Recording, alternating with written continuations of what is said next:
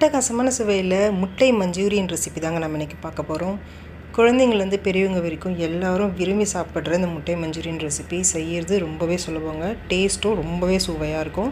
Evening டைமில் குழந்தைங்க snacks கேட்கும் போது இந்த ரெசிபி செஞ்சு கொடுத்தீங்கன்னா ரொம்பவே விரும்பி சாப்பிடுவாங்க. இன்றைக்கே மிஸ் பண்ணாமல் இதை ட்ரை பண்ணி பார்த்துருங்க. வீடியோக்கு ஒரு லைக் கொடுத்துட்டு வீடியோ சேவ் பண்ணி வச்சுட்டு ட்ரை பண்ணுங்கள். எப்படி செய்யுதுன்னு பார்க்கலாம்.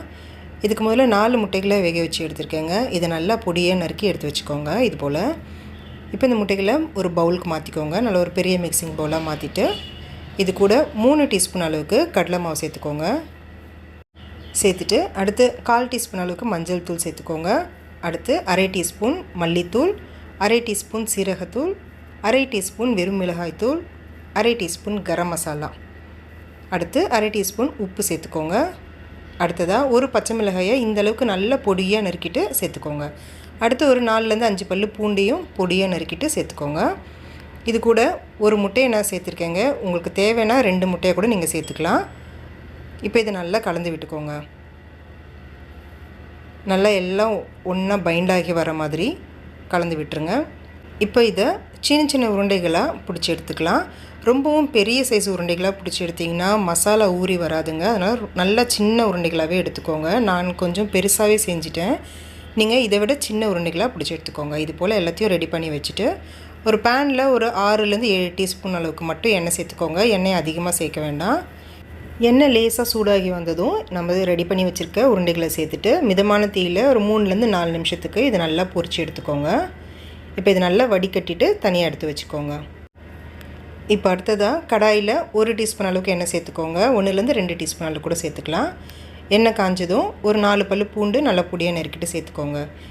அடுத்து ஒரு பெரிய சைஸ் வெங்காயத்தை இது போல் பெருசு பெருசாக கட் பண்ணிவிட்டு சேர்த்துக்கோங்க.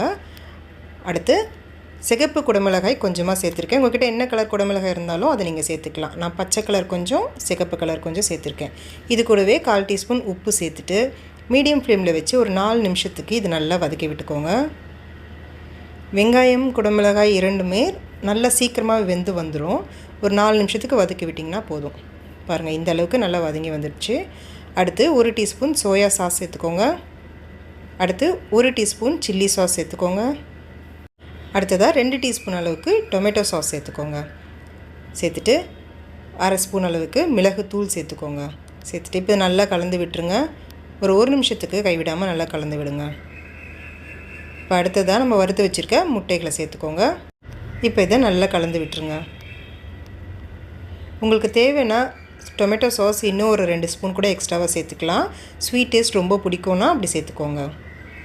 இப்போ ஒரு பவுலில் 1 டீஸ்பூன் அளவுக்கு கார்ன்ஃப்ளவர் சேர்த்துட்டு கொஞ்சம் தண்ணி சேர்த்து இது நல்லா கலந்து விட்டுருங்க. கெட்டிகள் இல்லாமல் கலந்து விட்டுருங்க.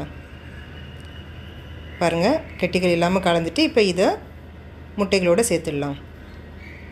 சேர்த்துட்டு 1 நிமிஷத்துக்கு கைவிடாமல் இதை நல்லா கலந்து விட்டுருங்க. அடுத்ததாக நல்லா பொடியாக நறுக்கின வெங்காயத்தாள் சேர்த்துக்கோங்க. உங்கள்கிட்ட வெங்காயத்தாள் இல்லைன்னா நீங்கள் பொடியாக நறுக்கின கொத்தமல்லியும் சேர்த்துக்கலாம். சேர்த்துட்டு இப்போ இது நல்லா கலந்து விட்டுடுங்க. அவ்வளோதாங்க, ரொம்பவே அட்டகாசமான சுவையில் முட்டை மஞ்சூரியன் தயாராகிடுச்சு.